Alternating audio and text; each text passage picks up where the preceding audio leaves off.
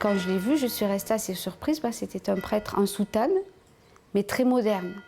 En fait, il avait l'habit, la soutane, le panama, les lunettes de soleil rondes. Enfin, il était très original, très souriant. Il s'est approché de moi, il m'a fait la bise.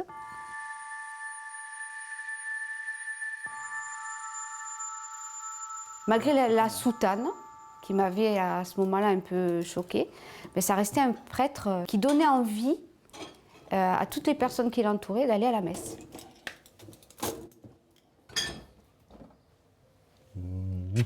Dans ma prière, souvent, je dis « Seigneur, si c'était la femme de ma vie, montre-le-moi. » Enfin, c'est comme devant une tentation. On se dit « Courage, fuyons ».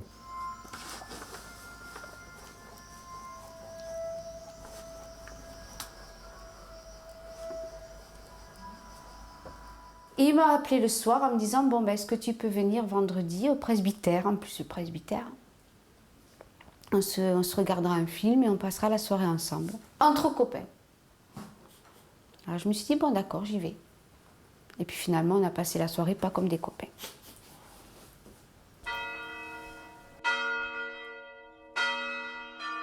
À partir du moment où il y a eu cette relation sexuelle entre nous, cette relation intime, pour moi, c'est un acte fondateur d'un couple. Voilà. Mais pour moi, c'était très compliqué parce que moi, en fait, j'ai été la femme cachée. À la limite, j'étais sa maîtresse. Parce que moi, j'ai toujours dit, quelque part, t'es mariée avec l'Église et moi, je suis ta maîtresse.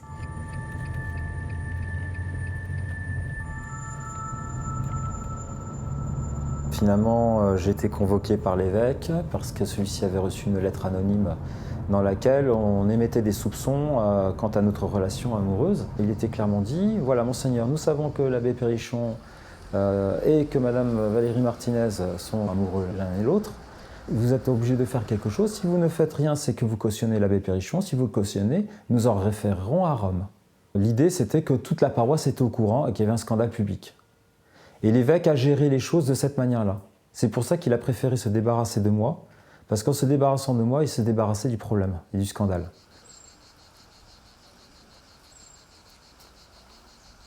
On a commencé à me mettre des lettres anonymes en me demandant gentiment d'arrêter de le voir.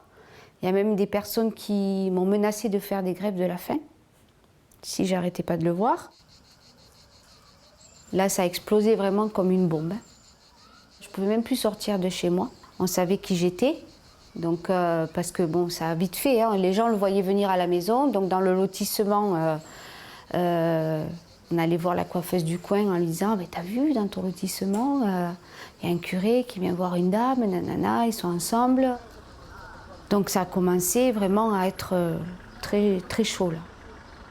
Ensuite, de là, on a commencé à m'insulter dans la rue, carrément. « Regarde, c'est la pute du curé. » Parce qu'on est allé même jusqu'à dire que j'étais une stripteaseuse, que j'étais une femme de joie, quoi.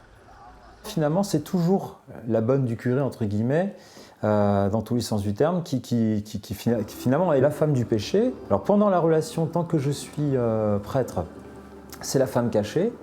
Et même après, quand les choses se vivent au grand jour, c'est la grande coupable.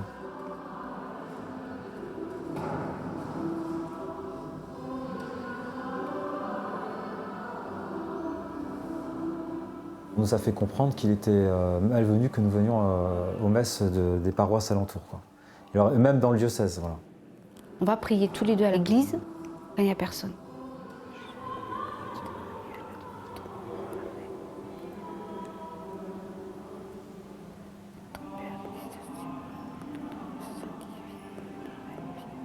J'ai de la colère parce qu'il y a toujours des petites choses qui se passent dans ma vie à cause des gens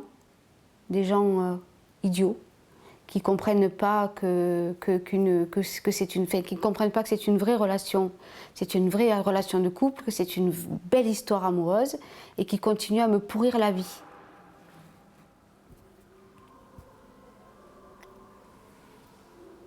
Il y a toujours une personne extérieure qui va être là pour me rappeler que je suis la femme du curé.